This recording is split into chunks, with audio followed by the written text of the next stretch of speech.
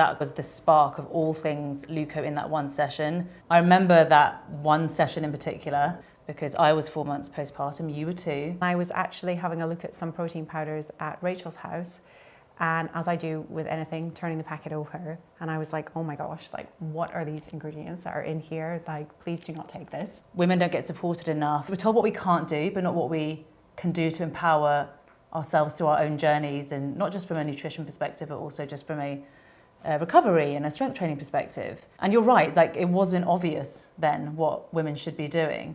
I knew better, I knew how much protein I needed, but I just wasn't getting it. I did not have the time, especially with a toddler. That sparked then the conversation that you're talking about around what are in these protein powders, and we shouldn't really be taking these daily.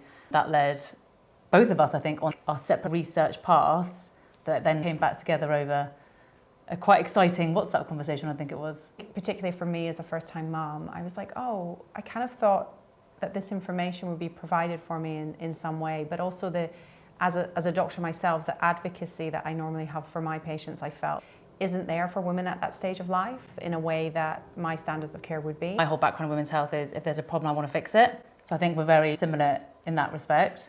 And there's definitely the angle of like removing things that impact hormonal and long-term health and things you don't want to be putting in your body every day, especially when you're struggling going through things.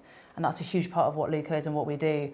Women don't get supported enough. We're told what we can't do, but not what we can do to empower ourselves through our own journeys, and not just from a nutrition perspective, but also just from a recovery and a strength training perspective. There's been so much in the past with fear-mongering women and finding ways to empower them and actually giving them the tools and the knowledge to be able to add things back to their routine and do things in the right way for their bodies. With my background, I'm a doctor, but I also have a PhD research degree. At the core of who I am is science and data and pattern recognition and all of this, which is really helpful for ensuring what we're driving is in the best interests of women's health, but also having the tools to really allow LØUCO to pivot where it needs to pivot. The integrity of the business is so important to us, like the credibility. If we're putting our names behind something, it has to be credible, like there has to be trust, efficacy as well, like the product has to work. Otherwise, as Jo mentioned, like we will iterate until we get something right.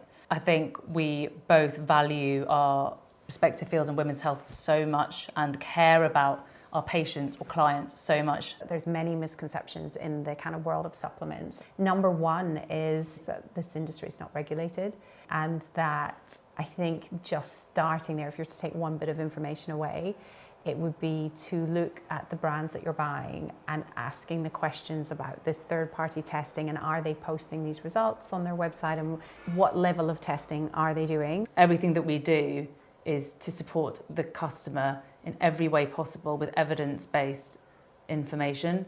We really care about everything that we do, and we hope that shines through, not just through product, but through every single touch point a customer has on their journey with us, because it means, well, everything to us, that.